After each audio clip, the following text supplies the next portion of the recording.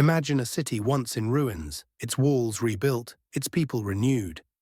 But something was missing, a heartfelt commitment to live by God's law. This is the story of how the people of Jerusalem, led by Nehemiah, made a solemn promise to follow God's commandments and repopulate their sacred city. A tale of dedication, sacrifice, and unwavering faith. Nehemiah 10:1-27.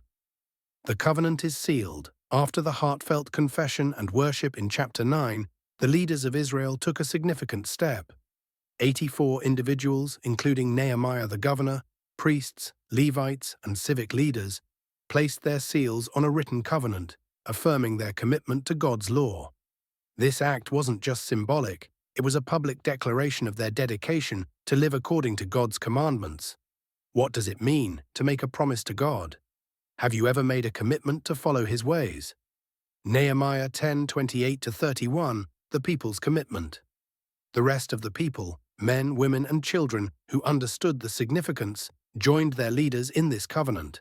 They vowed to separate themselves from the surrounding nations, refraining from intermarriage to maintain their distinct identity as God's people.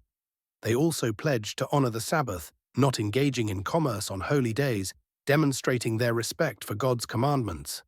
If this story inspires you, please like and subscribe for more biblical narratives that touch the heart. Nehemiah 10:32-39, supporting the house of God. The covenant detailed specific commitments, contributing 1/3 of a shekel annually for temple expenses, providing wood for offerings, bringing the first fruits of their crops and livestock, and delivering tithes to the Levites. These actions ensured the temple's operations and symbolized their devotion to God. How do we support our places of worship today?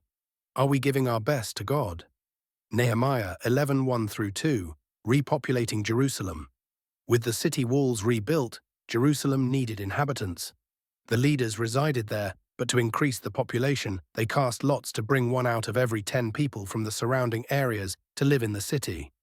Some volunteered willingly, receiving blessings for their dedication. Would you be willing to leave your comfort zone to serve a greater purpose?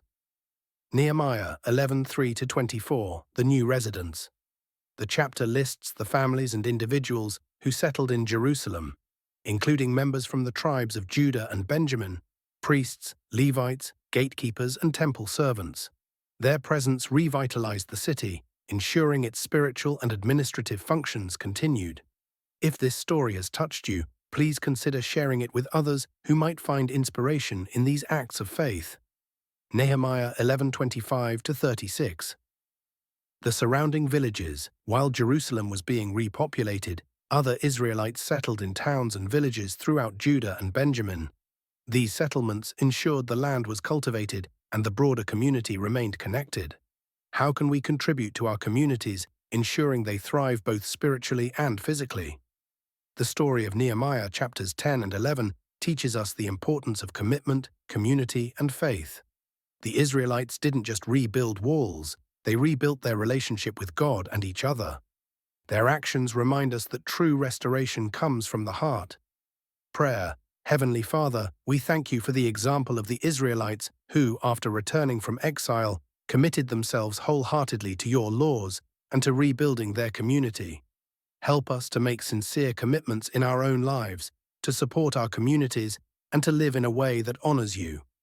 May we always seek to restore and strengthen our relationship with you and with those around us. In Jesus' name, we pray.